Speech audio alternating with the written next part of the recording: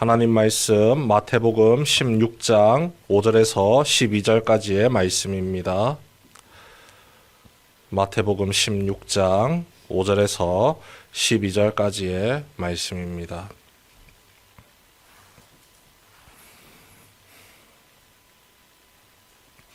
한 절씩 교독합니다. 제자들이 건너편으로 갈새 떡 가져가기를 잊었더니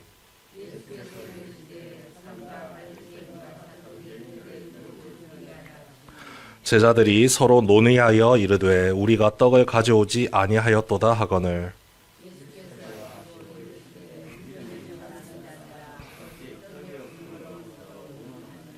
너희가 아직도 깨닫지 못하느냐 떡 5개로 5,000명을 먹이고 주운 것이 몇 바구니며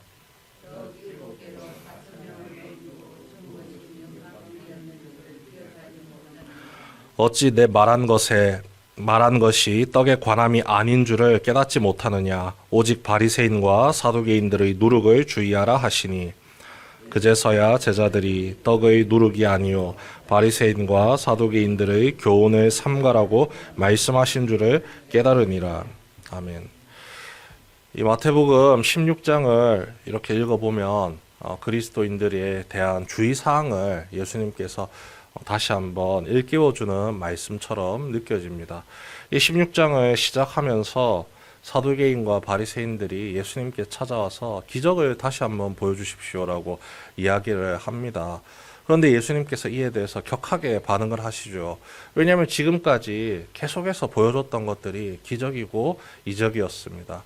한시도 빠짐없이 병자가 치유되고 배고픈 자들이 배고픔을 해결하고 귀신이 쫓겨나고 수많은 사람들이 예수님께로 몰려오는 그 기적 같은 장면이 눈앞에 이미 펼쳐져 있었음에도 불구하고 바리새인과 사두개인들이 예수님께 집요하게 기적을 요구를 하죠.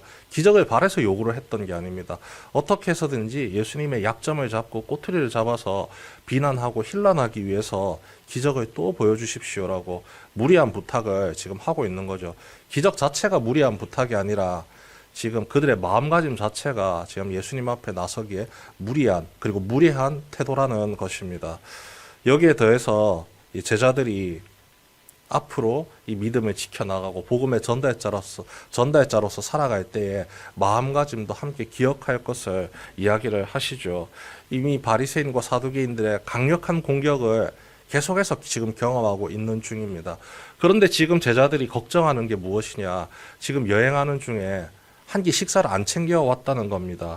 제자들이 건너편으로 갈새 떡 가져가기를 잊었더니 그리고 7절 말씀이죠. 제자들이 서로 논의하여 이르되 우리가 떡을 가져오지 아니하였도다 하거늘 지금 밥 안 챙겨왔다고 예수님 앞에서 근심하고 걱정하고 있는 중입니다.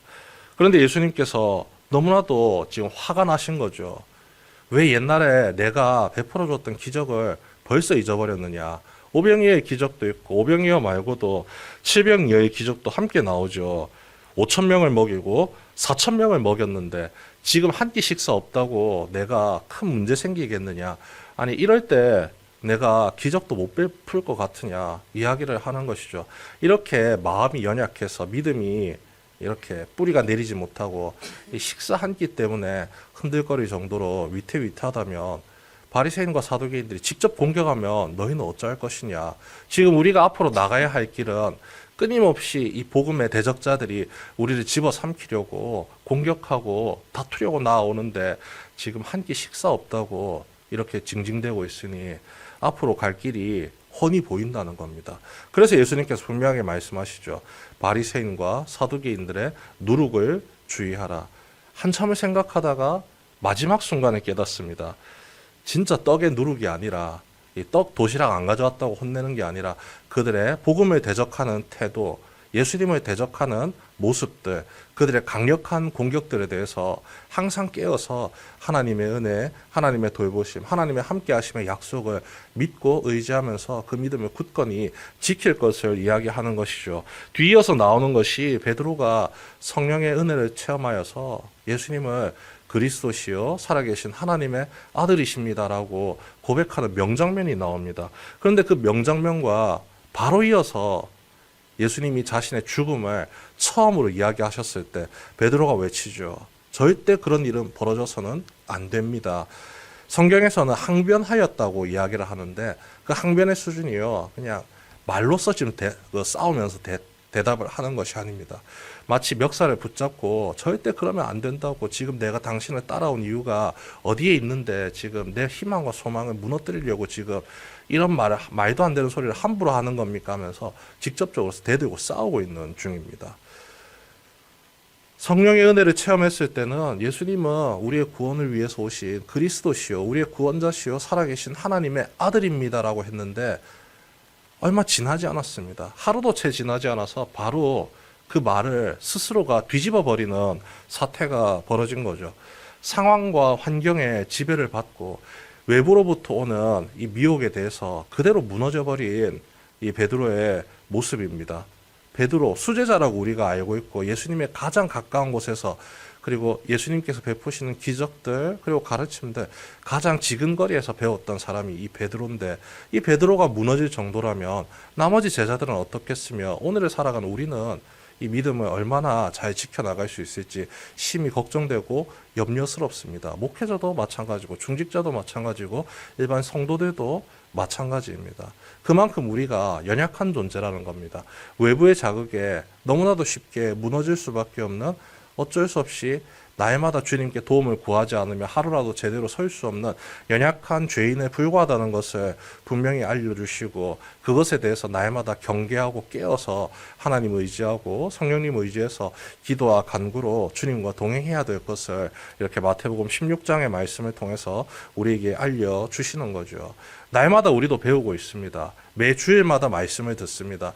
매일 새벽을 깨우면서 기도의 자리로 나와서 하나님께 오늘 하루도 우리의 삶을 인도하시고 도우시고 지켜주시옵소서, 날마다 우리의 삶을 맡기며 나아갑니다. 하지만 외부의 자극이 주어졌을 때, 사탄의 관계가 우리를 미혹하고 무너뜨리려고 공격하면서 다가올 때 우리는 또 맥없이 무너집니다. 하지만 그렇다고 해서 예수님이 우리를 꾸짖지 않으십니다.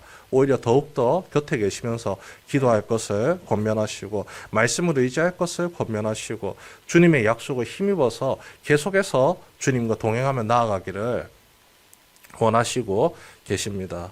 그래서 우리는 항상 주의하고 깨어서 나아가는 겁니다. 매일의 새벽을 깨우고, 새벽 기도 자리만 깨우는 것이 아니죠.